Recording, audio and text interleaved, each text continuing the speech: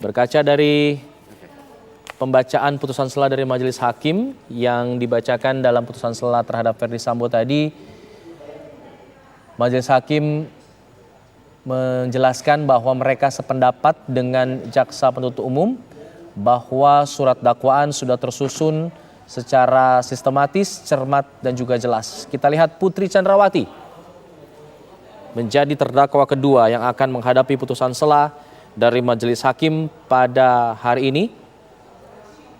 Kemungkinan besar memang eksepsi dari Putri Chandrawati juga akan ditolak, sebagaimana Majelis Hakim menolak eksepsi dari Ferdy Sambo memang karena berdasarkan uraian peristiwa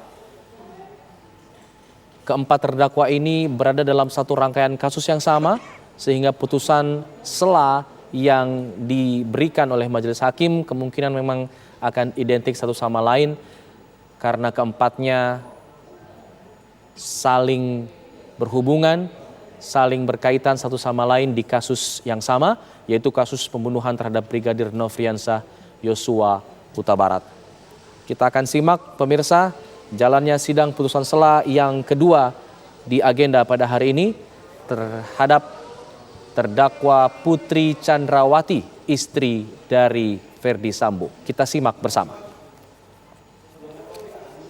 Sidang perkara nomor 797 Pit B 2022 PN Jakarta Selatan dengan terdakwa atas nama Putri Chandrawati dinyatakan dibuka dan terbuka untuk umum. Saudara terdakwa Putri Chandrawati sehat hari ini? Sehat yang mulia. Baik, hari ini kita akan melanjutkan persidangan dengan agenda pembacaan putusan sela sebagaimana eksepsi dari penasihat hukum dan keberatan penuntut umum. Putusan sela nomor 797 Pit B 2022 PN Jakarta Selatan. Demi keadilan berdasarkan ketuhanan yang Maha Esa.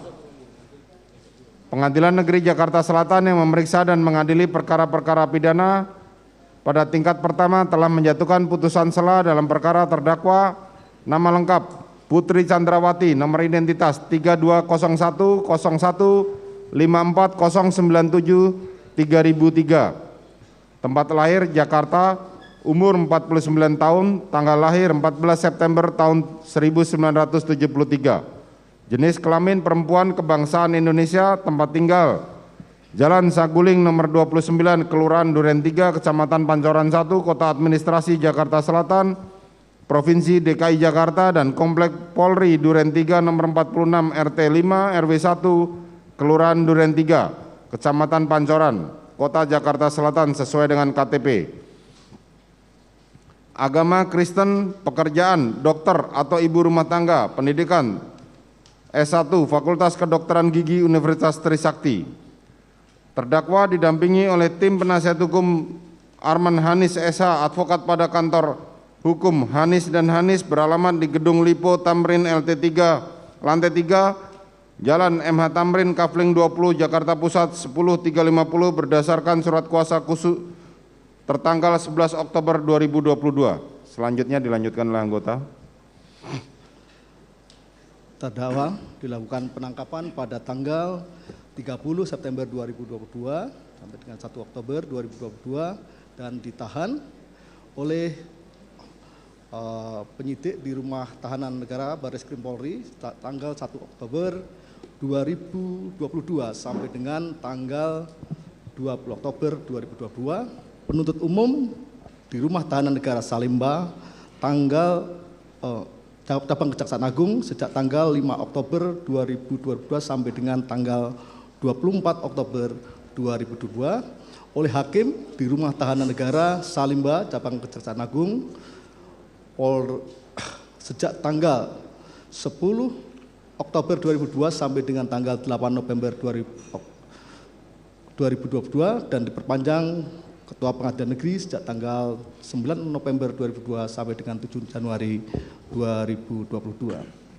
Pengadilan negeri tersebut setelah membaca berkas perkara menimbang bahwa jaksa penuntut umum telah membacakan surat dakwaannya, surat dakwaan telah terurai lengkap dalam isi putusan ini dianggap telah dibacakan, menimbang bahwa atas Surat dakwaan jaksa penuntut umum, tim penasihat hukum terdakwa telah mengajukan nota keberatannya. Nota keberatan mana telah terlengkap dalam isi putusan ini dan dianggap telah dibacakan. Menimbang bahwa atas setiap eksepsi sebagaimana nota keberatan tim penasihat hukum terdakwa, jaksa penuntut umum telah pula membacakan tanggapannya. Menimbang bahwa pada pokoknya tim penasihat hukum terdakwa dalam eksepsinya mohon: 1. Menerima seluruh nota keberatan dari penasihat hukum terdakwa. 2. Menyatakan surat dakwaan nomor register perkara PDM _246 JKT/SL _10 _2022 tanggal 5 Oktober 2022 batal demi hukum. 3. Memerintahkan jaksa penuntut umum untuk menghentikan pemeriksaan perkara nomor 797-B PN JKT Selatan. 4. Memerintahkan jaksa penuntut umum untuk membebaskan terdakwa dari tahanan. 5. Memulihkan nama baik, harkat, dan martabat terdakwa dengan segala akibat hukumnya. Dan 6. Membebankan biaya perkara kepada negara. Dengan alasan: 1. Ringkasan surat dakwaan yang tidak menguraikan peristiwa secara utuh atau terdapat peristiwa penting yang hilang dalam surat dakwaan. Antara lain, surat dakwaan tidak menguraikan rangkaian peristiwa yang terjadi di Rumah Magelang pada tanggal 4 Juli 2022 dan pada tanggal 7 Juli 2022. Bahkan terdapat uraian dakwaan yang hanya bersandar pada satu keterangan saksi tanpa kesesuaian dengan saksi ataupun alat bukti lainnya. 2.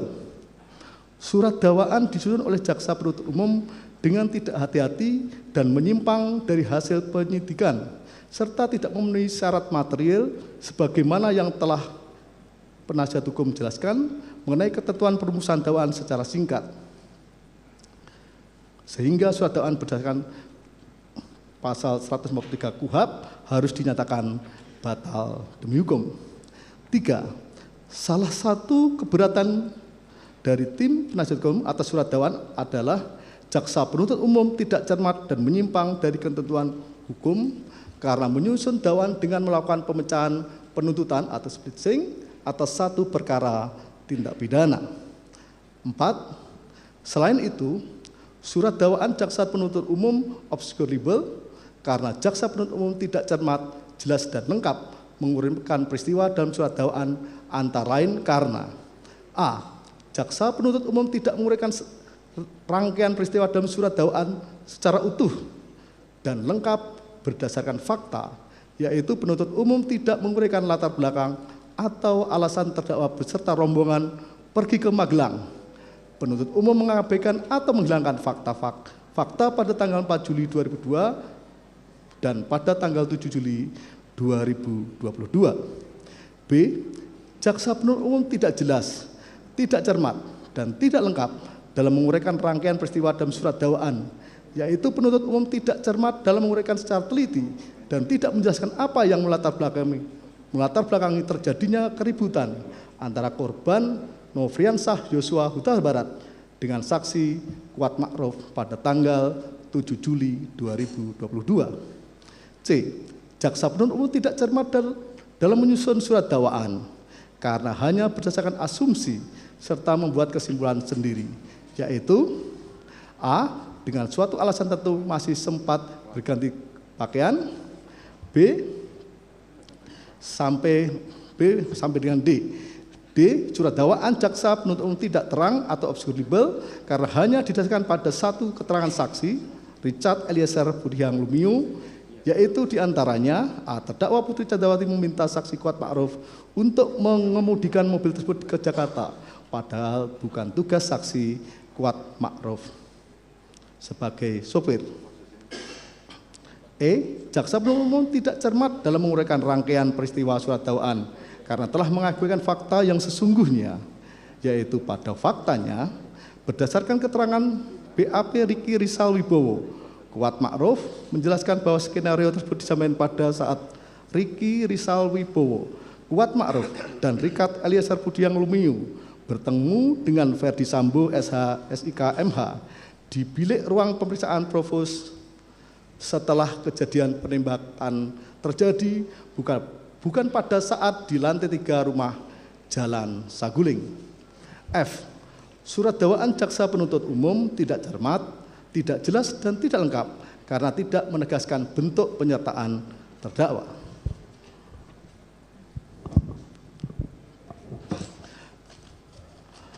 Menimbang bahwa dengan memperhatikan tanggapan atas eksepsi yang diajukan jaksa penuntut umum, pengadilan mempertimbangkan sebagai berikut.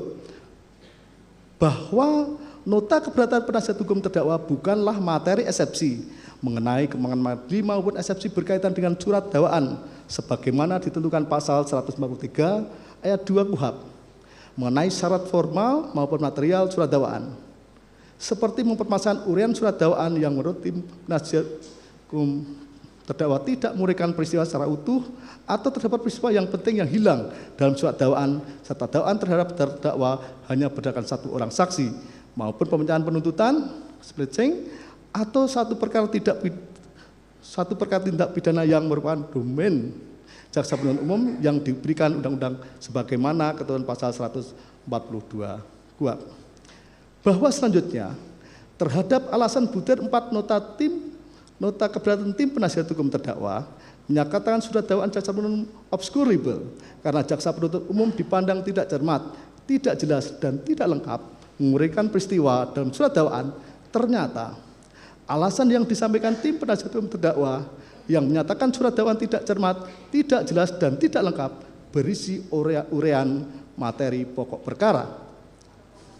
Bahwa terlepas dari apa yang disampaikan tim penasihat hukum terdakwa, setelah membaca dengan seksama surat dakwaan jaksa penuntut umum nomor register PDM 246 JKTSL garing 10 2022, majelis hakim berpendapat surat dakwaan jaksa penuntut umum telah disusun secara jelas, cermat dan lengkap, serta telah menyebutkan waktu dan tempat tindak pidana itu dilakukan sebagaimana ketentuan pasal 143 ayat 2 huruf B KUHP, sehingga surat dakwaan yang demikian tidaklah akan mengurangi serta merugikan tim penasihat hukum terdakwa dalam mengajukan pembelaannya.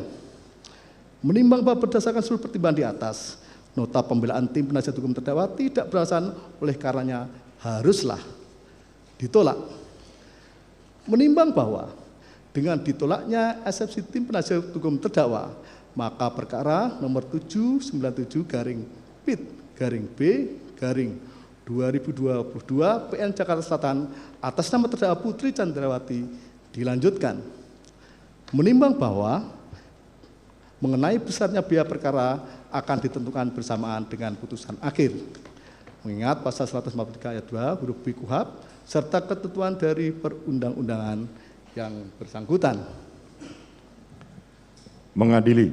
1. Menolak eksepsi tim penasihat hukum terdakwa. 2.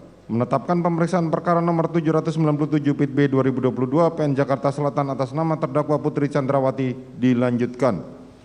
3. Menangguhkan biaya perkara sampai dengan putusan akhir. Demikianlah diputuskan dalam rapat permusyawaratan Majelis Hakim pada hari Rabu tanggal 26 Oktober 2022 oleh kami Majelis Hakim.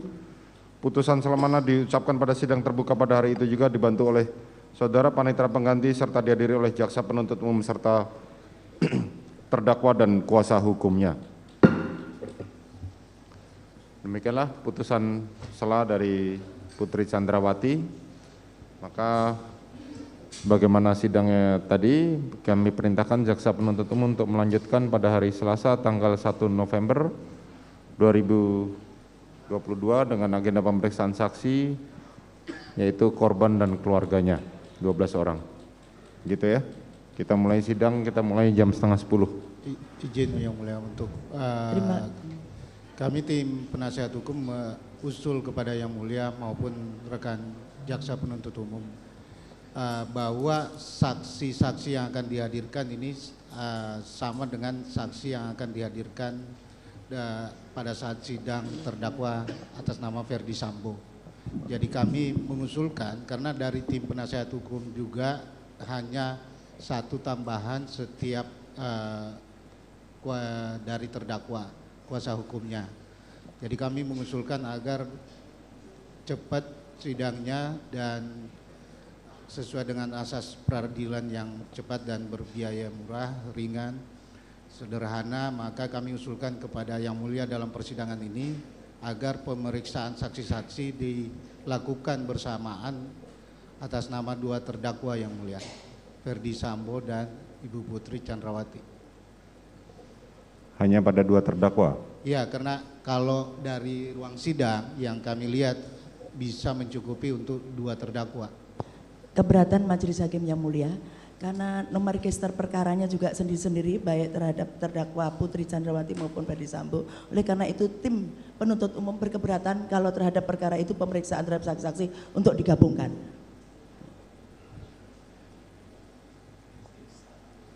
Nanti Majelis Hakim akan pertimbangkan. Nanti kami musyawarahkan mengenai usul mengenai apa dari penasihat hukum terdakwa maupun dari keberatan dari penasihat hukum, tapi kita akan pertimbangkan dan nanti kita tetap memerintahkan jaksa penuntut umum untuk menghadirkan saksi-saksi sebagaimana begitu ya. Tapi catatannya tetap tim penuntut umum berkeberatan Majelis Hakim. Ya, nanti itu tetap kami catat dalam berita acara dan kami akan lanjutkan. Ya, terima kasih Ya. Majelis Hakim. Ya, terima kasih. Demikian sidang perkara nomor 797 Pit B 2022 PN Jakarta Selatan atas nama terdakwa Putri Chandrawati dinyatakan ditutup.